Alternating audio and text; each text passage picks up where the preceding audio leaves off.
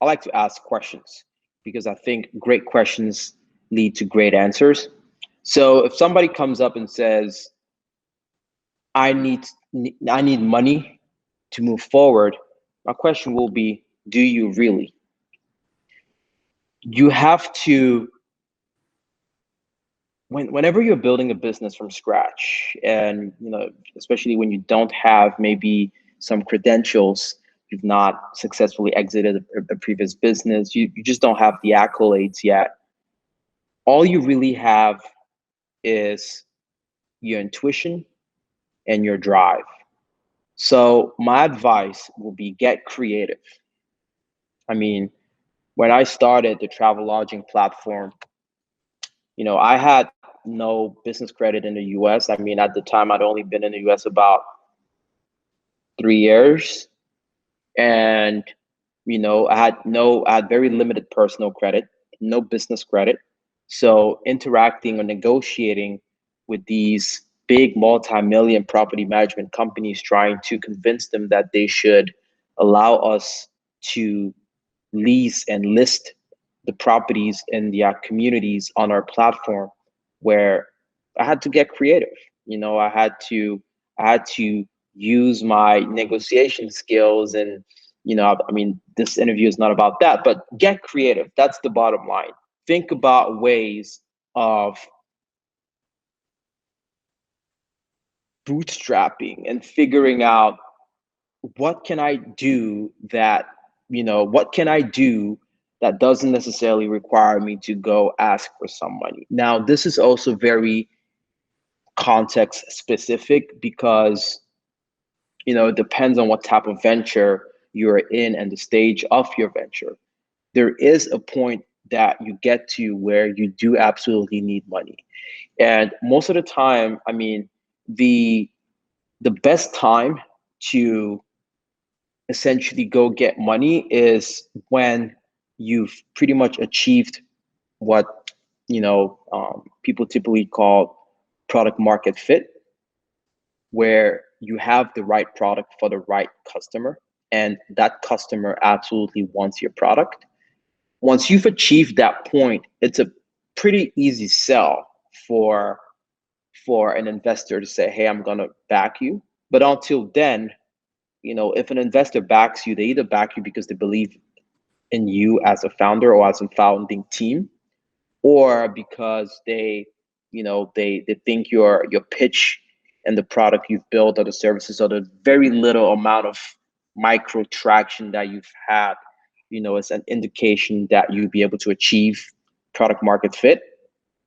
So I would say, if you absolutely need money, then go seek it. Build a solid pitch deck. Build a solid business case to convince an investor to back you.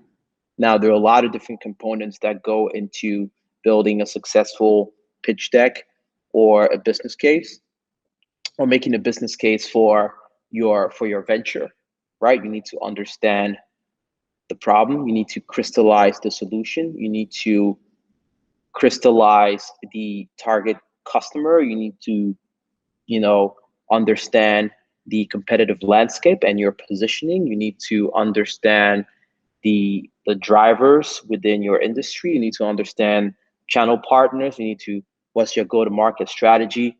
I mean, how big is the market that you're going after? I mean, there are a few questions, right? There's a lot of documentation on the internet, and that's also part of like what we do at Afrika Startup Lab. But you need to, the bottom line is, you need to have a strong business case that an investor can get behind. So that's what I'd say. Like, if you absolutely need money, then go get money. Now, you can get creative at, when getting money, depending on there is non-dilutive capital, right? You could raise debt. You could kind of get kind of do kind of like a revenue share, stuff like that, depending on your business. So you can tailor it to your business. You can tailor it to your specific case. So you do not necessarily always need to raise against equity. You can get creative and get non-dilutive capital. Now, if you can do without raising capital or getting investment, do so, because the more you achieve in your business without getting capital, the more value you retain for the founding team when you do go and fundraise. So, don't, I think a lot of times entrepreneurs kind of rush to go get capital, also because it is somewhat seen as a badge of honor, as like, oh yeah, you've been able to raise capital. But the reality is, you know, at the end, it all comes down to the fundamentals of your business. And, you could raise capital and fail, and you could not raise capital and succeed. And I mean, one of the recent examples that, I mean, I was pretty shocked when I learned that, is the the the Calendly story, for example. That company had not raised but, kind of $500,000 till the last round. I mean, that is ridiculous. But they have achieved product market fit. They have spectacular revenue numbers, and the business has proven at this point. And it's just normal that investors value it kind of where how they do, and are willing to now back it like that, right? So that is the example of an entrepreneur that didn't rush to kind of raise capital. He might have tried, and I mean, there are reasons why maybe he didn't, but like, I don't know the entire story. But the bottom line is, he hadn't raised that much capital, and he was able to retain quite a bit, a lot of the value of the company that he's building, and it turned out well for him. So, I would say, don't rush to raise capital. If you can get creative early on, be creative.